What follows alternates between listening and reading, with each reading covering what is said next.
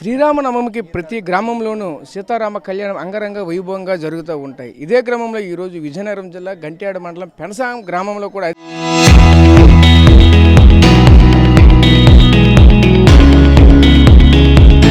ఇదే క్రమంలో జరుగుతున్నప్పటికీ కూడా ఒక విధంగా వివాదాస్పదంగా మారుతున్నటువంటి నేపథ్యం కూడా కనిపిస్తూ ఉన్నది. ప్రస్తుతం చూసుకుంటే నేనైతే పెనసాం గ్రామంలో ప్రస్తుతం ఎత్తాను. పెనసాం గ్రామంలో రామాలయం వద్ద అయితే ఉన్నా. ప్రస్తుతం చూసుకుంటే లాస్ట్ ఏడాది కూడా చూస్తే ఈ ప్రాంతం అంతా కూడా పోలీసు బందోబస్తు ఇదంతా కూడా ముమ్మరంగా అందరినీ కూడా ఇక్కడ ఎలక్ట్ చేసినటువంటి పరిస్థితి కూడా కనిపించింది. ఎందుకంటే ఈ గ్రామానికి సంబంధించి ఒక రకంగా చెప్పాలంటే పూర్వకాలం నుంచి కూడా వచ్చినటువంటి ఒక సనాతనంగా అంటే వాళ్ళ యొక్క ధర్మబద్ధంగా చూసుకుంటే ఒకే ఫ్యామిలీకి సంబంధించిన వాళ్ళు కొంతమంది ఇక్కడైతే పూజ చేయాలని అయితే కొంతమంది అయితే చెప్తున్నారు. అదేవిధంగా చూసుకుంటే ఈ కోవిలు చూసుకుంటే ఈ గ్రామానికి సంబంధించిన కోవిలు కాబట్టి ఎవరైనా ఇక్కడ పూజలు చేయొచ్చు అంటూ కూడా మరొక వైపు చెప్పుకోసిన నేపథ్యం కూడా కనిపిస్తూ ఉన్నది. ప్రస్తుతం చూసుకుంటే ఒకవైపు భారీ భద్రత మధ్య అయితే ప్రస్తుతానికైతే ఇక్కడ కళ్యాణం జరగడానికి అయితే అన్ని రకాలుగా సిద్ధం చేస్తున్న నేపథ్యం కూడా కనిపిస్తూ ఉన్నది. ప్రస్తుతానికైతే మనమైతే చూడొచ్చు ఒకవైపు పోలీసులు కూడా భారీగా పహారా కాస్తున్న నేపథ్యం కూడా కనిపిస్తూ ఉన్నది. ఇదే క్రమంలోనే ఇప్పటికే ఈ గుడికి సంబంధించినటువంటి అలంకరణ అన్ని కూడా పూర్తి చేసుకునే పరిస్థితి కూడా కనిపిస్తూ ఉన్నాయి. ఎందుకంటే ముఖ్యంగా ఈ ప్రాంతంలో ఎవరిని కూడా గతంలో అంటే గత చూసుకుంటే కొన్ని కుటుంబాలు ఏవైతే స్థిరంగా ఉంటాయి ఈ గ్రామాలకు సంబంధించిన పెద్దలు ఎవరైతే ఉన్నారో ఆ కుటుంబాలు మాత్రమే ఇక్కడ పూజ చేయాలంటూ కూడా చెప్పుకొస్తున్న పరిస్థితులు కూడా కనిపించాయి. జనరల్గా చూసుకుంటే దీనిపైన ఒక విధంగా లాస్ట్ ఇయర్ జరిగినటువంటి సిచ్యువేషన్తో ఆల్రెడీ కోర్టు కూడా స్టే ఆర్డర్ ఇచ్చిన నేపథ్యం కూడా కనిపిస్తుంది. ఆ ఆర్డర్ కూడా కొనసాగుతుండగానే మరొక వైపు అదే కుటుంబాలతో మళ్ళీ ఈ రోజు ఎక్కడైతే పూజలు జరపడంతో ఒక చర్చనీయాంశంగా మారుతున్న పరిస్థితి కనిపిస్తుంది. అదే క్రమంలో ఈ గ్రామానికి సంబంధించినటువంటి ఓ మహిళ కూడా ఖచ్చితంగా నేనైతే పూజ చేస్తున్నట్టు కూడా ముందుకొస్తున్న నేపథ్యం కూడా కనిపిస్తున్నది. ఆ గ్రామస్తుల్లో కూడా కొంత వివాదం కూడా నెలకొని ఉన్న నేపథ్యం కూడా కనిపిస్తున్నది. ఇప్పుడు సంబంధించి చూసుకుంటే దీనికి సంబంధించి మరి కాసేపట్లో ఇక్కడైతే పూజా కార్యక్రమాలు కూడా జరుగుతున్నటువంటి పరిస్థితులు కనిపిస్తుంది. దీనికి సంబంధించినటువంటి అన్ని ఏర్పాట్లు కూడా చేశారు. ఒకవైపు చూసుకుంటే దీపదూప నైవేద్యాలకు సంబంధించినటువంటి అన్ని రకాలుగా పూర్తి స్థాయిలో అన్ని ఏర్పాట్లు చేశారు. అదేవిధంగా ఒకవైపు అలంకరణకు సంబంధించిన కూడా పూర్తిగా చేసిన పరిస్థితులు కనిపిస్తూ ఉన్నాయి. అదే క్రమంలో ఎవరైతే ఈ గ్రామానికి సంబంధించినటువంటి మహిళ ఉన్నారో ఆ మహిళ కూడా ఇప్పుడు మనతో పాటు మాట్లాడడానికైతే ప్రస్తుతానికైతే సిద్ధంగా అయితే ఉన్నారో ఒకసారి మాట్లాడే తెలుసుకునే ప్రయత్నం చేద్దాం. చెప్పండి అమ్మా, మీరు ఏ ఊరు నుంచి వచ్చారు, ఎక్కడి నుంచి వచ్చారు, ఏంటి ఈ పరిస్థితులు? ఈ ఊరేనండి. నేను ఈ ఊర్లో పుట్టి పెరిగానండి. నాకు ఈ ఊరు ఆధార్ కార్డు ఓటు హక్కు కూడా ఉందండి. ఇక్కడ పరిస్థితి ఏంటంటే గత 50 సంవత్సరాలుగా రాముల వారి క్రైమ్ కార్యాల మీద దృష్టి లేదండి ఎవరికి కూడా. రాముల వారి క్రైమ్ కార్యాలు పద్ధతి ప్రకారంగా ధర్మం ప్రకారంగా చేద్దామని ఏమీ లేదండి. మీరు బయట గమనించవలసి వస్తే కనీసం పందిరి లేదు. పైగా రాముల వారి కళ్యాణం లోక కళ్యాణం అంటారు, కనీసం అక్కడ పందిరి రాట కూడా లేదండి. ముహూర్తప్రాట వేసి కళ్యాణం దేశం మొత్తం జరుగుతుంటే ఇక్కడ రాముల వారిని అవమానిస్తున్నారు, హిందూ ధర్మాన్ని అవమానిస్తున్నారండి. అది నేను ప్రశ్నించానండి. రాముల వారి క్రైమ్ కార్యాలు శుభ్రంగా కళ్యాణం గ్రామస్తులందరం సంతోషంగా రాముల వారి కళ్యాణం అంటే లోక కళ్యాణం ఊరందరూ పండగ అని చెప్పి నేను కళ్యాణం చేయడానికి సిద్ధపడితే వీళ్ళెవరూ కానివ్వకన్నా గ్రామస్తులెవరినీ కూడా కళ్యాణం చేయనివ్వకన్నా గత 50 సంవత్సరాలుగా రాజకీయ ఒత్తిళ్లు తెస్తూ మీకు పెన్షన్ లేపేస్తాం, ఇల్లు బిల్లులు రానివ్వం అని ఒక్కొక్కరింటికి వెళ్ళి వాళ్ళ వర్గం నుంచి వాళ్ళ అనుచరులు వెళ్ళి భయపెడుతుంటే చాలామంది ఈ విలేజ్లో పూర్ పీపుల్ ఉంటారండి. వాళ్ళందరూ వాళ్ళకి భయపడి ఎవరు వాయిస్ ఇవ్వలేదండి. లాస్ట్ ఇయర్ 150 మంది నాకు సామూహికంగా అమ్మ మాకు కళ్యాణం చేసుకోవాలని ఉంది, మాకు మొక్కులు ఉన్నాయి, మీరు ఫైట్ చేయండి అని అంటే వాళ్ళందరూ నాకు సంతకాలు పెట్టిస్తే నేను కోర్టులో ఒక ఇంజక్షన్ ఆర్డర్ వేయడం జరిగిందండి. దాన్ని మా కోర్టు వారు ఆర్టికల్ 25 ప్రకారంగా రాజ్యాంగం మాకు ఒక హక్కును కల్పించిందండి. మా కళ్యాణం మేము రాముల వారికి చేసుకోవడానికి 150 మందికి కూడా కళ్యాణం చేసుకునే హక్కు కల్పిస్తూ ఇంజక్షన్ ఆర్డరు, మధ్యంతర ఇంజక్షన్ ఆర్డర్ మాకు కోర్టు వారు లాస్ట్ ఇయర్ ఇచ్చారండి. దాన్ని కూడా విత్డ్రా చేసుకోమని చెప్పి మినిస్టర్ గారు విపరీతమైన ఒత్తిడి రాత్రి 2 వరకు పోలీస్ స్టేషన్లో ఒక మహిళను ఉంచాల్సిన అవసరం ఏముందండి. టోటల్ మండల అంటే ఈ డిఎస్పీ, ఎస్ఐ, పోలీస్ వ్యవస్థని, ఎంఆర్ఓని, ఇరు వర్గాల వైఎస్ఆర్సీపీ, టీడీపీ పెద్దల్ని అక్కడ పెట్టి నన్ను బలవంతంగా కోర్టు కేసు విత్డ్రా చేసుకోమని స్వయంగా మినిస్టర్ గారే నాతో మాట్లాడడం జరిగిందండి. నా మొబైల్ కాదండి, కొండపల్లి భాస్కర్ నాయుడు టీడీపీ మండలాధ్యక్షుడు మొబైల్కి కాల్ చేసి 1 గంట ఆ ప్రాంతంలో ఆయనకు ఫోన్ చేసి నాకు ఇమ్మని చెప్పి నువ్వు కేసు విత్డ్రా చేసుకోని నన్ను ఒత్తిడి చేయడం జరిగిందండి. మీరు CDR కూడా తీయించుకోవచ్చండి. నేను చెప్పిన వర్డ్స్ ఏవి తప్పు కాదండి. ఎందుకంటే మినిస్టర్ గారి మీద ఎలిగేషన్ అనేది అంత ఈజీగా ఇవ్వకూడదండి. ఆయన నాకు రాత్రి 1 గంట ఆ ప్రాంతంలో ఒత్తిడి తెచ్చారండి. అయినా కూడా నేను ఎక్కడ తగ్గలేదండి. నేను కళ్యాణం చేసి తీరుతానని నేను చెప్పడంతో అప్పటికప్పుడు 144 144 సెక్షన్ పేరుతో 120 మంది పోలీసు బందోబస్తుని మినిస్టర్ పవర్ ఉందని చెప్పి మమ్మల్ని 150 మందిని కూడా కళ్యాణం చేసుకొని ఇవ్వకుండా అడ్డుకట్ట వేశారండి. వాళ్ళు అనుకున్న మినిస్టర్ గారు అనుకున్న వాళ్ళ బంధువుని ఎప్పటి నుండో చేస్తున్న వాళ్ళని కలిపి లాస్ట్ ఇయర్ మీ క్లిప్పింగ్లు కూడా ఇస్తానండి, వాళ్ళిద్దరిని ఇక్కడ ఈ ప్లేస్లోనే కూర్చోబెట్టి మమ్మల్ని చూడడానికే పరిమితం చేసి మొత్తం గేట్లు వేసి బయట పోలీసు వ్యవస్థ కాపలా ఉండి 150 మంది కూడా రానివ్వకుండా కాపలా ఉండి, అంటే వీళ్ళిద్దరి కోసం 150 మంది పోలీసు కాపలా ఉన్నారండి లాస్ట్ ఇయర్. అలా జరిగిందండి శ్రీరాముడి కళ్యాణం. అంటే 150 మంది కోర్టు ఆర్డర్ తెచ్చుకున్నారు. వీళ్ళని పూజలో కూర్చొనివ్వకుండా చేయడం కోసం 144 సెక్షన్ పెట్టి వాళ్ళు చట్టాన్ని చేతుల్లోకి తీసుకొని నచ్చినట్టు చేశారండి. కోర్టుని, గౌరవనీయమైన కోర్టుని, న్యాయమూర్తిని అవమానిస్తూ పోలీస్ వ్యవస్థ, ఎంఆర్ఓ వీళ్ళందరూ మినిస్టర్ గారు చెప్పిన ఆదేశాల ప్రకారంగా మమ్మల్ని ఎవరిని కళ్యాణంలో కూర్చొనివ్వలేదండి. పైగా ఈ సంవత్సరం నేను ఎట్టి పరిస్థితుల్లో కళ్యాణం చేసి తీరుతానని చెప్పి నేను చావుకు కూడా సిద్ధపడి వచ్చి కూర్చుంటే నన్ను రాత్రి 10:30 వరకు వెంబడించి ఎస్ఐ గారు నాకు ఒక నోటీసు, బైండ్ ఓవర్ నోటీస్ ఇచ్చారండి. నేను కోర్టు నుండి గొడవలు లేకుండా ఒక ఇంజక్షన్ ఆర్డర్ కళ్యాణం చేసుకోవడానికి నేను తీసుకొస్తే దాన్ని కలెక్టర్ గారికి ఇచ్చానండి.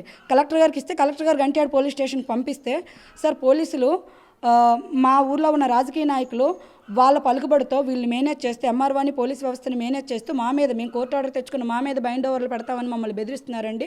మమ్మల్ని మేము కళ్యాణం చేసుకోకుండా ఈ సంవత్సరం కూడా ఆపాలని చూస్తున్నారండి. మీరు ఏదో ఒక దారి చూపించండి. నేను కలెక్టర్ గారిని మన స్పందనలో అడగడం జరిగిందండి.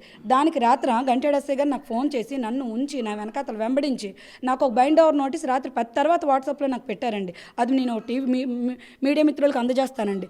నా వల్ల నేను గొడవలు లేకుండా కళ్యాణం చేసుకోవాలని కోర్టు ఆర్డర్ తెచ్చుకుంటే దాన్ని నేనేదో గొడవలు చేస్తానని చెప్పి వాళ్ళకి ఇన్ఫర్మేషన్ ఉందని చెప్పి నా మీద చట్టపరమైన చర్యలు తీసుకుంటానని చెప్పి నాకు భయపెట్టడం జరిగింది. అంటే నన్ను ప్రలోభ పెట్టాలి, భయపెట్టాలని మినిస్టర్ గారు చూసి ఫెయిల్ అయ్యారు కాబట్టి పోలీస్ పవర్ని వాడి నా మీద చట్టపరమైన కేసులు బుక్ చేస్తానని చెప్పి ఇంటర్నల్గా నాకు వార్నింగ్ ఇచ్చారండి. పోలీస్ ఎస్ఐ గారు కూడా నేను రాత్రి వెంటనే వాయిస్ మెసేజ్ పెట్టానండి. మీరు నన్ను చంపేసినా కూడా నేను కళ్యాణం చేస్తానని చెప్పి నేను వచ్చి కూర్చున్నానండి. నేనైతే ఇప్పుడు కళ్యాణం చేసి తీరుతానండి. వీళ్ళందరూ ఏకమయ్యి నన్ను చంపేసినా కూడా నా రాముల వారు చూస్తూ నేను చచ్చిపోతాను తప్ప. అంటే ఈ ఆలయం పబ్లిక్ ఆలయమా లేదంటే ప్రైవేట్ ఆలయం? ఎవరైనా సొంత నిధులు ఎవరైనా కట్టుకున్నదా, ప్రజలు కట్టుకున్నదా? లేదండి, ఊరందరూ రూపాయి కూడబెట్టుకొని కట్టుకున్న గుడి అండి ఇది. దీనికి మీరు ఎవరైతే చంద్రమేశారు మా మినిస్టర్ బంధు ఇప్పుడు కళ్యాణంలో కూర్చోబోతున్నారో ఆయన స్వయంగా ధార్మిక కో కన్వీనర్తో మాట్లాడిన వీడియో కూడా మీకు పెడతానండి. ఎందుకంటే ప్రతి ఒక్కరు గ్రామస్తులు రూపాయి కూడబెట్టి కట్టుకున్న గుడి అండి ఇది. గ్రామం సొత్తు అండి. కావాలంటే అక్కడ హుండీ కూడా ఉంది, మీరు దాన్ని చూడండి. ఎందుకంటే ఏ గుడిలో అయితే హుండీ పెడతామో ఆ గుడిలో రూపాయి వేసే భక్తుడికి కూడా గుడి మీద హక్కులు ఉంటాయండి. మీకు కావాలంటే అక్కడ హుండీకి కూడా మీరు క్లిప్పింగ్ తీసుకోవచ్చండి. హుండీ పెట్టారనంటే అది ఒక ధర్మకర్తలోనో లేకపోతే ఒకరిది అని కాదండి. హుండీ పెడితే ఆ గుడి ఊరందరికీ సంబంధించిందని అర్థం అండి. ఇది ఏ ఒక్కరిది కాదండి, ప్రతి ఒక్కరు. మీరు కళ్యాణం చేయడానికి సిద్ధంగా ఉన్నారా? మీరు కళ్యాణం చేస్తారా?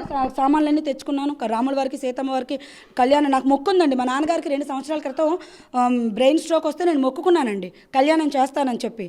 నేను నా మొక్కుని నేను ఎలాగంటే చెల్లించుకోకుండా ఉంటాను. ఈరోజు భగవంతుడి దయ వల్ల, రాముల వారి దయ వల్ల మేము చిన్నప్పటి నుంచి రాముడిని చూస్తే పెరిగామండి. మా నాన్నగారు ఇప్పుడు ఆరోగ్యంగానే ఉన్నారండి. నేను నా మొక్కు చెల్లించుకోవడానికి నేను కోర్టు వరకు వెళ్ళాల్సి వచ్చిందండి. నేను నా మొక్కు తీర్చుకోవడానికి ఈరోజు కూర్చున్నానండి. అంటే మీ సొంత ఊరు ఈ ఊరేనా? నా పుట్టినూరు ఈ ఊరేనండి. నా సొంత ఊరు ఈ ఊరేనండి. నేను ఈ ఊర్లోనే పుట్టాను. నా ఆధార్ కార్డు, నా రేషన్ కార్డు, నాకు భూములు కూడా ఈ ఊర్లో ఉన్నాయండి. సో చూసాం కదా, ముఖ్యంగా ఈ గ్రామస్తులు అయితే అంటే గతం నుంచి కూడా ఒక సనాతనంగా అంటే వాళ్ళకి సాంప్రదాయబద్ధంగా ఒకే కుటుంబాలు సంబంధించినటువంటి వ్యక్తులు అయితే కంటిన్యూగా అయితే చేస్తున్నారు. ప్రస్తుతం చూసుకుంటే కొన్ని దైవపరంగా మొక్కులు ఉన్నప్పటికీ కూడా ఎవరు కూడా చేర్చుకోలేనటువంటి పరిస్థితి కూడా ఏర్పడుతుందంటే కూడా చెప్పుకోవాల్సిన పరిస్థితి కనిపిస్తున్నాయి. ముఖ్యంగా చూసుకుంటే ఒకవైపు కోర్టు ఆటలు ఉన్నప్పటికీ కూడా దాన్ని బేఖాతరు చేస్తున్నారంటూ కూడా చెప్పుకోవాల్సిన పరిస్థితి కనిపిస్తుంది. ఏదైతే ఈ ప్రాంతంలో సామూహికంగా చేసినటువంటి ఈ సీతారామ కళ్యాణానికి అయితే ఈ గ్రామంలో అటువంటి చోటు లేకుండా చేస్తున్నారంటూ కూడా ఆ మహిళ కూడా తీవ్రంగా ఆవేదన, ఆందోళన వ్యక్తం చేస్తున్న నేపథ్యం కూడా కనిపిస్తూ ఉన్నది. ప్రస్తుతం చూసుకుంటే ఇటువంటి సనాతన ధర్మం కావచ్చు, హిందూ ధర్మం కావచ్చు, అదేవిధంగా ముఖ్యంగా ఈ సీతారామ కళ్యాణానికి సంబంధించినటువంటి ప్రతి గ్రామంలో కూడా ఇటువంటి కార్యక్రమాలు కూడా జరుగుతూ ఉంటాయి. ఇదే విధంగా ఈరోజు పెనసాములు ఇవన్నీ కూడా భిన్నంగా జరుగుతున్న పరిస్థితి కనిపిస్తుంది. ఎందుకంటే పోలీసులు భద్రత మధ్య అయితే ఇటువంటి కార్యక్రమం జరగడం అనేది కూడా ఎంతోమంది ఈరోజు హిందువుల మనోభావాలను కూడా దెబ్బతీస్తున్న విధంగా కూడా జరుగుతున్న పరిస్థితులు కనిపిస్తున్నాయి. ప్రస్తుతం ఇది ఇక్కడ పెనసాంలో ఉన్నటువంటి తాజా పరిస్థితి. కెమెరా పర్సన్ నాయుడుతో రాజేష్, RTV, విజయనగరం జిల్లా పెనసాం గ్రామం నుంచి. అయోధ్యలో ముస్లింలు చేశారండి అలాగా. మన దౌర్భాగ్యం ఏంటంటే మినిస్టర్ గారు కాన్స్టిట్యువెన్సీలో మినిస్టర్ గారు ఊరు పక్కన 4 కిలోమీటర్ దూరంలో ఉన్న ఈ గ్రామంలో వాళ్ళ బాబాయిని కళ్యాణంలో కూర్చోబెట్టడానికి, చంద్రమేశ్వరిని కళ్యాణంలో కూర్చోబెట్టడానికి ఇక్కడ మిగతా వాళ్ళు ఎవరు కళ్యాణంలో కూర్చోకూడదంటండి. మినిస్టర్ గారు ప్రత్యక్షంగా అందరు నా పేరు నన్ను ఆపాలని ప్రయత్నం చేశారండి. నేను చావడానికైనా సిద్ధమని చెప్పి నేను కోవిడ్లోకి వస్తే రాత్రి నన్ను మళ్ళీ గంటేడు పోలీస్ స్టేషన్లో ఇరికించాలని చూశానండి. నేను దాన్ని కూడా కాదని బయటకు వస్తే గంటేడు ఎస్ఐ గారు కోర్టు ఆర్డర్ ఉన్న నాకు ఒక నోటీస్ ఇచ్చారండి. నేను కోర్టు ఆర్డర్ పోలీసు వాళ్ళకి ఇచ్చాను. ఎప్పుడైనా ఇక్కడ కూర్చున్నావే? అందుకే ఇప్పుడు కూర్చున్నావా?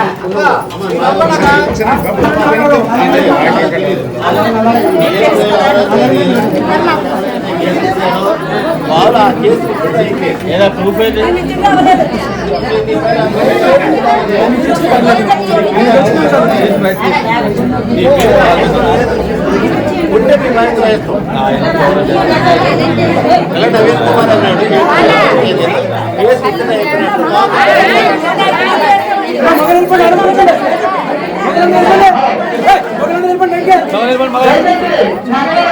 అది పద్ధతి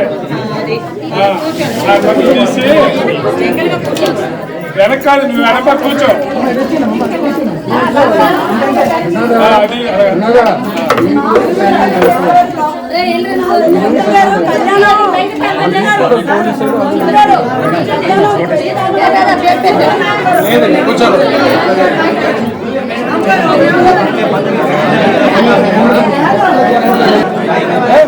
వివాహం జరగకుండా కళ్యాణంలో కూర్చోవాలి. మొట్టమొదటిగా ముందు మీకు అందరికీ కూడా బేసిక్ ఏంటి, కళ్యాణం అంటే ఒక పెళ్లి. ఒక వివాహం చేయాలంటే ఇప్పుడు సపోజ్ మీకు ఒక ఆడపిల్ల ఉన్నది, పెళ్లి చేయాలి అంటే ముందు భార్యాభర్త సమేతంగా కన్యాదానం చేస్తే కానీ వివాహం చేయడం కాదు. కాబట్టి కళ్యాణంలో ఎప్పుడు దంపతి సమేతంగానే కూర్చోవాలి. అది ఎక్కడైనా రూల్. ఇంకొకటి ఇక్కడ ఆవిడ అలా అంటున్నారు కాబట్టి కారణం ఏంటంటే ధర్మశాస్త్ర ప్రకారంగా భార్యాభర్త ఎప్పుడు కలిసి చేయాలి. ఇది మొదటిది. నేను ఒకరిని ఉద్దేశించి మీ అందరూ నాకు ఒకటే సమానం. మీ అందరూ కూడా నాకు ఒకటే. ఒకరు పెద్ద, ఒకరు చిన్న, ఒకరు తెలిసిన వాళ్ళు, తెలియని వాళ్ళు నాకు అస్సలు లేదు. నాకు ఎన్నో సంవత్సరాల నుంచి నన్ను చూస్తున్నారు. నేను అప్పటికీ అందరినీ ఒకేలా చూస్తాను. కాకపోతే ఇక్కడ రెండు ఉన్నాయి మన భారతదేశంలో. ఒకటి ధర్మశాస్త్రం, రెండు రాజ్యాంగం. ఈ రెండు విధాలు ఉన్నాయి. సో ఇందులో నేను ధర్మశాస్త్రంగా నేను చెప్పదలుచుకుంది నేను చెప్పేశాను. ఆ తర్వాత మీరు మీరు అప్పుడు మీకు ఏం తోచితే అది మీరు చేయాలి. మీరు అధికారులు ఉన్నారు, వారు చెప్పినట్టుగా మీద నేను నడిపిస్తాను. అయ్యా శేఖర్ గారు